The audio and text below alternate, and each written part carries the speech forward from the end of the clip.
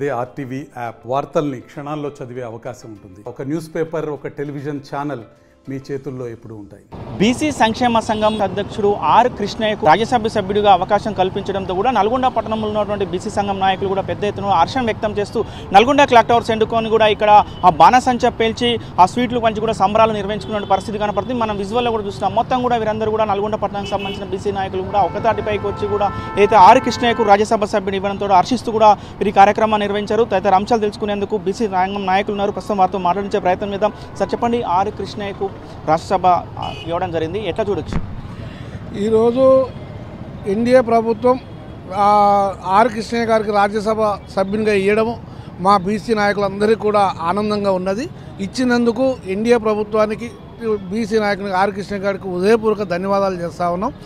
Are Krishnaiah గారికి అన్ని ప్రభుత్వాల వారు కూడా నమ్మి రాజ్యసభ సభ్యునిగా ఇస్తున్నందుకు వారు కూడా మన బీసీల నాయకుల తరపున న్యాయంగా కొట్లాడతాడనే ఉద్దేశంతో ఈ యొక్క రాజ్యసభ సభ్యుడు ఎన్డీఏని ఇవ్వడం జరిగింది. అదే రకంగా రాజ్యసభ సభ్యునిగా తాను ప్రమాణ స్వీకారం చేసిన తర్వాత చట్టసభల్లో 50% బీసీని తప్పకుండా ఇవ్వాలనేది, దాని కొరకు కొట్లాడాలనేది, మళ్ళీ లోక్సభ ఎలక్షన్స్ వచ్చే వరకు ఈ చట్టసభలలో బీసీలకు 50% రిజర్వేషన్ తప్పకుండా ఇంప్లిమెంట్ కావాలనేది ఆర్ కృష్ణయ్య గారిని కొట్లాడవలసిందిగా వారిని కోరుతా ఉన్నాం. చెప్పండి, ఎట్లా రాజ్యసభ సభ్య వచ్చిన క్రమంలో ఎట్లా హర్షం వ్యక్తం చేస్తున్నారు, ఎట్లా ఉన్నది? బీసీ సంక్షేమ సంఘం జాతీయ అధ్యక్షులు ఆర్ కృష్ణన్న గారు గత 50 ఏళ్ళ పోరాట ఫలితంగా పార్టీలు కూడా న్యాయమైన డిమాండ్లతో పోరాడుతున్నటువంటి ఆర్ కృష్ణయ్య గారికి వారి మద్దతు కూడా పార్టీలకు అవసరం ఉన్న సందర్భంలో ఎన్డీఏ గవర్నమెంట్ బీజేపీ అన్ని సమాలోచనలు చేసి ఇవ్వడం జరిగింది. అంతేకాకుండా ఆర్ కృష్ణయ్య గారి జీవిత ఆశయం కూడా బీసీలను చట్టసభల్లో రిజర్వేషన్లు రానంత వరకు బీసీలు ఎదగరనే ఉద్దేశం కూడా వారు గత 20 సంవత్సరాల నుంచి అదే స్లోకన్ పట్టుకొని ఉద్యమం చేస్తున్న సందర్భంలో ఇప్పుడు ఇవ్వడానికి కూడా ఎన్డీఏకే అవకాశం ఉన్న సందర్భం ఉన్నది. కాబట్టి చట్టసభలో రిజర్వేషన్లు ఇవ్వగలిగే శక్తి కూడా ఎన్డీఏ ప్రభుత్వానికి ఉంది. కాబట్టి చట్టసభలో రిజర్వేషన్లు ఇస్తారని మేము నమ్ముతా ఉన్నాం. అంతేకాకుండా బీసీలకు సబ్ కోటా పార్లమెంట్లో అమలు చేయాలని, అదేవిధంగా దేశవ్యాప్తంగా జనగణనలో కులగణన కూడా చేసి అమెండ్మెంట్ చేయాలని, అదేవిధంగా ఒక మంత్రిత్వ శాఖ బీసీలకు ఇవ్వాలని అనే ఆశయం గత 20 సంవత్సరాల నుంచి ఎంతోమంది ప్రధానమంత్రులను కలిసిన చరిత్ర ఉన్నటువంటి ఆర్ కృష్ణన్న గారిది. ఆ అభిప్రాయాన్ని వాళ్ళు అంగీకరిస్తారని మేము దృఢ నిశ్చయంతో ఉన్నాం. నల్గొండ బీసీ సంక్షేమ సంఘం నుంచి మరొకసారి బీజేపీకి, ఎన్డీఏ కూటమికి విజ్ఞప్తి చేస్తూ ఉన్నాం. రైట్, మొత్తంగా మీరు చెప్పండి సార్, మొత్తం కూడా రాజ్యసభ సభ్యుని మీద ఎట్లా?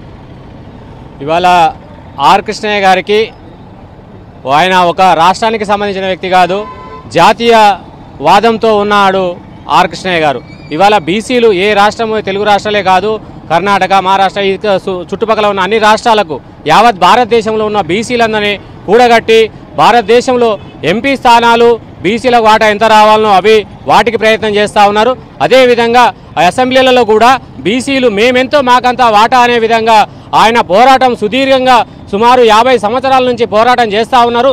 బీసీలందరూ కూడా ఆర్ కృష్ణయ్య వెంట ఉండి ఆయన చేసే పోరాటాలకి బీసీలంటగా వెన్నుదన్నగా ఉండాలని చెప్పి కోరుతా ఉన్నాం. ఆయనని కొంతమంది ఇవాళ పార్టీలు మారుతా ఉన్నాడు అంటున్నారు. బీసీల కోసం పార్టీలే కాదు, ఎక్కడికైనా మారుతాడు, ఎన్నైనా మారుతారు. కానీ ఆయన ధ్యేయం అంతా బీసీల ధ్యేయమే. బీసీలకు న్యాయం జరిగే వరకు ఎన్ని పార్టీలైనా మారి బీసీలకు లబ్ధి చేకూర్చడమే ఆయన రాజకీయ జీవితం అని చెప్పి మేము తెలియజేస్తూ ఉన్నాం. మరొకసారి ఆర్ కృష్ణయ్య గారు కూడా మేము విజ్ఞప్తి చేస్తూ ఉన్నాం. ఏమంటే ఆయన ఆ రాజ్యసభ సభ్యుడు అయినా కూడా బీసీల పోరాటాన్ని ఎక్కడా కూడా ఆపకుండా బీసీలకు చట్టసభల్లో సీట్లు వచ్చేంత వరకు వీళ్ళు కులాల దామాషా ప్రకారం ఏ కులానికి ఎంత వాటా ఉన్నారో ఎంత జనాభా ఉన్నారో ఆ ప్రకారం ఇవాళ సీట్లు సంపాదించేంత వరకు ఆయన పోరాటం సాగాలని చెప్పి ఆ భగవంతుని ఆరోగ్యాలు ఆయనకు కూడా ఇవ్వాలని చెప్పి ఆ శక్తి సామర్థ్యాలు ఇవ్వాలని చెప్పి ఆ భగవంతుని కోరుకుంటా ఉన్నాం. అదేవిధంగా ఇవాళ ఎన్డీఏ కూటమి 3 పర్యాయాలు నరేంద్ర మోడీ గారు, అదేవిధంగా ఇవాళ నారా చంద్రబాబు నాయుడు గారు, అదేవిధంగా పవన్ కళ్యాణ్ గారు ముగ్గురు ఏకదాటి మీద భారతదేశంలోనే ఒక ఉవ్వెత్తున ఇవాళ పార్టీని 3వసారి కూడా అధికారంలోకి తీసుకొచ్చినారు.